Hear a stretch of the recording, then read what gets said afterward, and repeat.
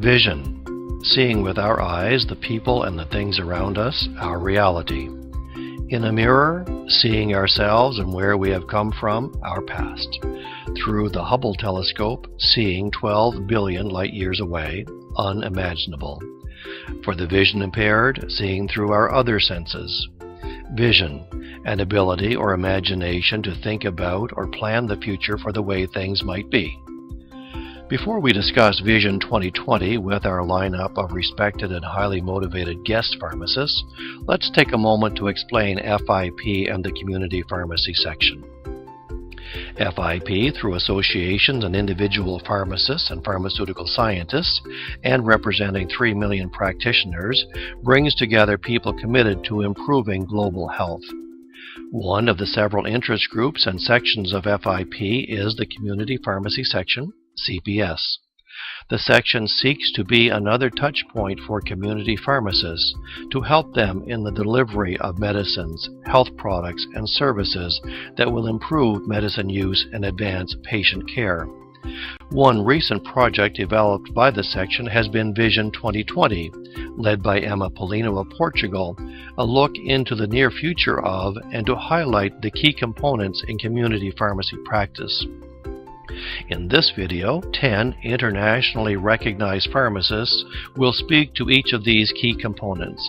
At the end of the video, we will post a web link to the references and resources associated with each topic as provided by our guests.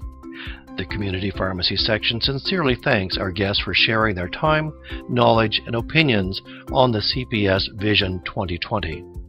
My name is Warren Meek, President of C7 Consulting, and I am pleased to be the narrator for this video.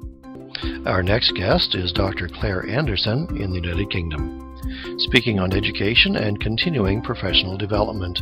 Claire, tell us the meaning of continuing professional development compared to continuing education. How I see it is that continuing professional development is about an individual identifying where they're at, thinking, reflecting, if you like, upon what they need to know, what they need to learn. Maybe they've got to take on a new service, a new role, and so reflecting on what they know already and what else they need to do to be able to deliver that service, and then go and find the continuing education to fill in those gaps. Whose responsibility is it for CPD? Is it just the learner themselves? The primary concern is with the learner, but I think it's a lot broader than that, because if we're providing services to patients, or like myself, I'm providing education to students, our customer, our student, whoever, also has a right to expect us to do that CPD, and our professional registration body, our regulator, also expects us to keep up to date and has a right. So it's a personal thing, but I think it also needs to be regulated so we do it, and to protect the patient safety. Claire, is the concept of CPD accepted and adopted internationally? I think it's beginning to be in some countries, but I think there's a long way to go. It's patchy and it varies. It's something that happened here a few years ago now, and we have to do CPD for our regulator.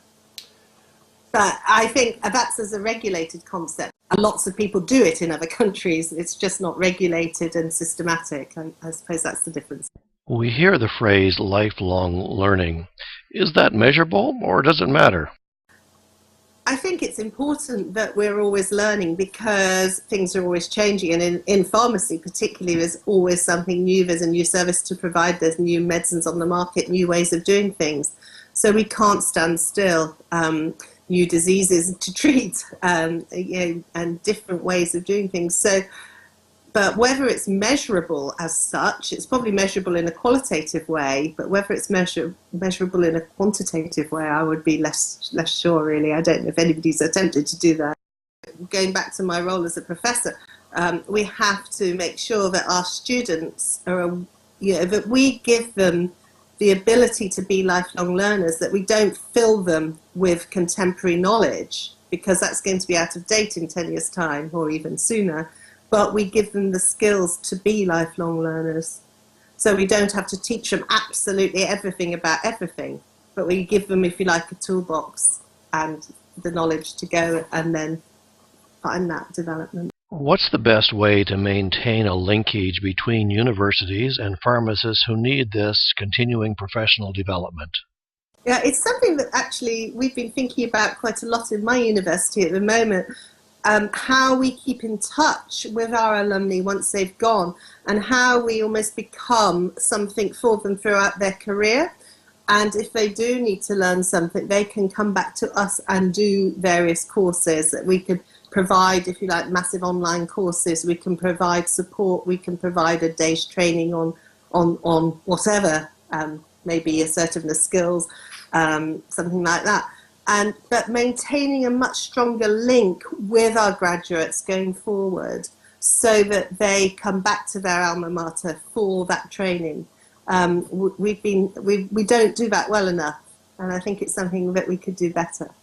Claire, we see and hear about these 7 different learning styles for learners. Are there some that are peculiar to practicing pharmacists? I think one thing we don't do enough of, this is related to something I've been thinking about as well, is we don't do enough coaching on the job. So we don't send somebody in to actually watch how somebody communicates with their patients, sells their products, does their med reviews, whatever, and actually feed back to them. We don't do enough of that sort of training with actual practitioners. We might do it when they're learning, but we don't do it at the later stage. And I think that's a very good way of learning for people, actually learning by doing. And perhaps we don't do enough of that. Because I think doing an online course isn't for everybody, and some people really like face-to-face. How would you summarize our discussion, Claire? I just think pharmacists owe it to our patients and our public that we are up to date and that we keep on learning so that we can provide them with the best services and the best healthcare possible, because we owe that to them. Thanks, Claire.